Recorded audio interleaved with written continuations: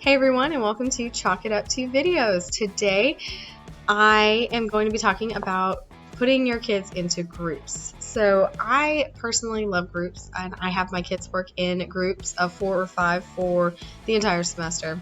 If I could have my kids work in the same groups from the beginning to the end of the semester, I would do that in a heartbeat. I absolutely love how they work together when they're in groups. Sometimes, however, they get a little too rowdy and you have to switch up groups just to kind of put a damper on the personality levels that you're getting. So again, groups are awesome, and I hope that you guys are able to give groups a shot in your own classrooms.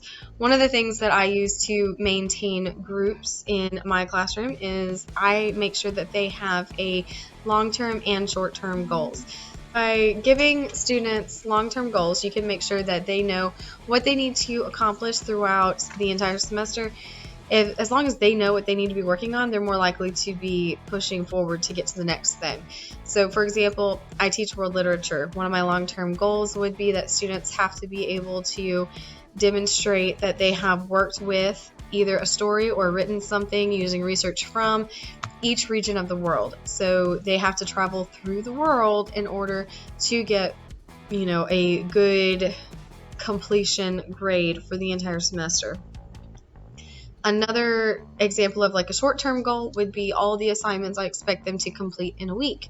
So in 1 week, I might expect them to be able to complete a fiction and a nonfiction text, to complete a grammar assignment, to complete a written assignment that includes research, and also to produce a final project that would kind of accumulate all of those things together, whether it is a podcast, a video, or a website design, all of which would show or demonstrate their grammar, the reading material that they completed, and the research and writing activities that they completed.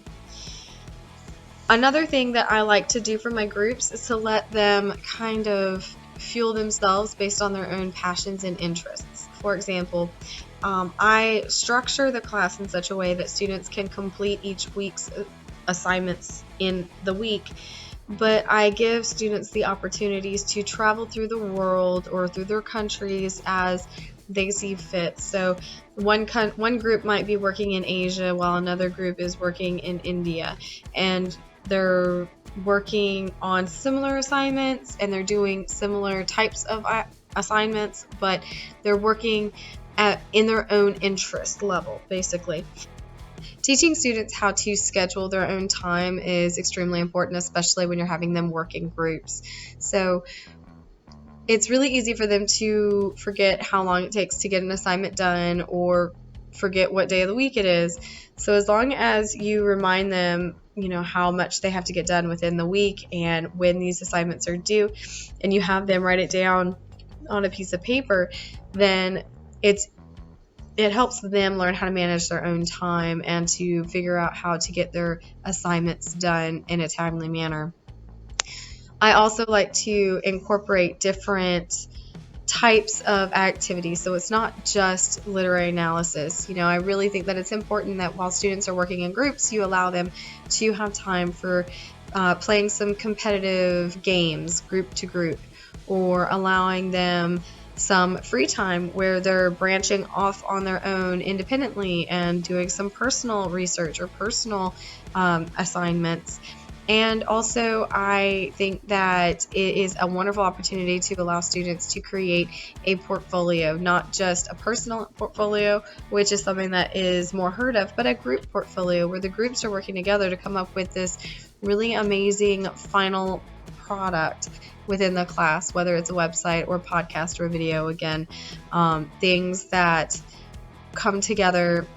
And a lot of these things are not possible if students are not working in groups, which is the point. You want them to end the semester and have this very excited, like, I did that moment where they realize that working together and working through all this material together allowed them to create something that they would not have been able to complete or create on their own.